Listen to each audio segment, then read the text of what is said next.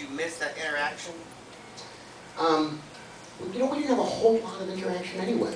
But I missed working with her. She was an extraordinary actress. You know, you watch her work in that. She's real unedited and very, very vibrant and spontaneous. And she's very in the moment when she acts. She doesn't plan anything. She doesn't work the text. She lets the text work her. She's very present, and she goes second by second. She was an extraordinary actress. I'm sorry she got out of it, because I think she had potential to be a really amazing performer. But I haven't seen her in a long time. I don't know where she is or what she's doing, but I did miss her. Yeah. I'm sorry to see her go. Yeah. Hey. Yeah, you. What do you watch on television these days? What do I watch on television? You know, and I say this with, I don't mean to denigrate this at all. I'm a reader. My hobby when I have time is novels. And I read, constantly read fiction. And that's always been the way with me. I grew up, when I was a child, my mother said we could only watch TV once in 1 hour a day, so we started reading Charles Dickens at like the age of 9. And I would rather read a new novel by, you know, Susan Monk Kidd or, you know, than watch TV. That said, there are some shows that the last show I was ever addicted to was a show with Lance Henriksen called Millennium. Oh, yeah. That show kicked my ass. I love that show. And the next show I watched, that I've been watching, is 24. I'm really into 24. But I watched Oz. I really loved Oz. I watched all of that. And, but right now it's just, the only thing on my TiVo is the evening news. And my wife watches a ton of stuff. I mean, she's totally into all these shows. Her favorite is King of the Hill. But, you know, she watches, she loves TV. But I know if I get involved in a show, I'm sucked up into it, and I'm not going to have time to read my books.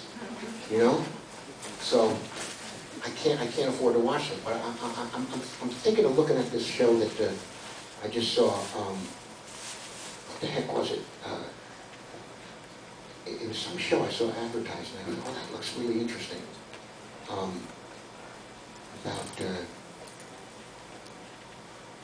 oh, Christ. It's about Christ? I can't, no, it wasn't about Christ. I can't remember. Anyway, maybe I'll think of it. Yes, ma'am. Along that same line, who's your favorite author and what's your favorite novel? Wow. Well, I have several favorite authors.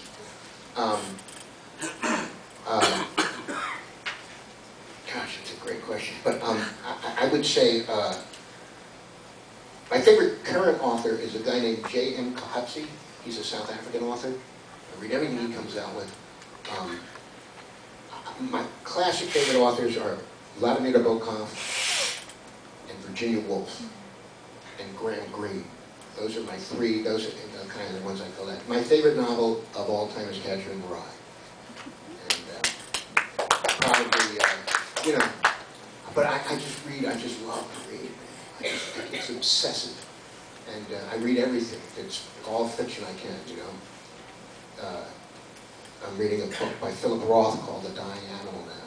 It's about this old man trying to come to terms with the end of his sexuality as he gets to be 80, you know. Powerful. But they just made a movie called Elegy. It just came out with Ben Kingsley about this book. I like to read a book before I go see the movie. You know. Who's your favorite author? Oh, God.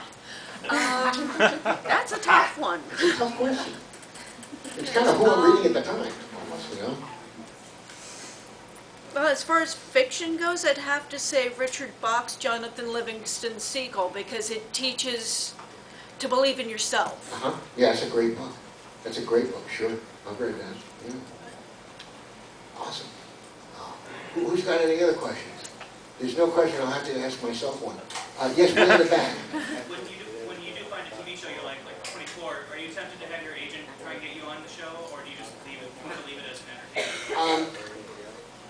Yeah, you know, I wouldn't have mind being on that show, and I knew a friend of mine works on it, a real good friend, Jimmy Morrison. He plays the dude with the white hair who's head of CAA or whatever it is.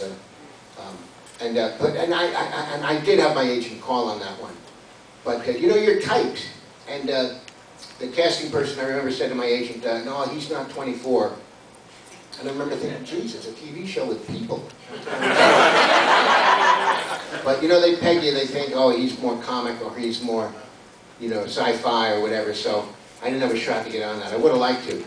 But yeah, if you like a TV show, you'd like to be on it. It'd be fun.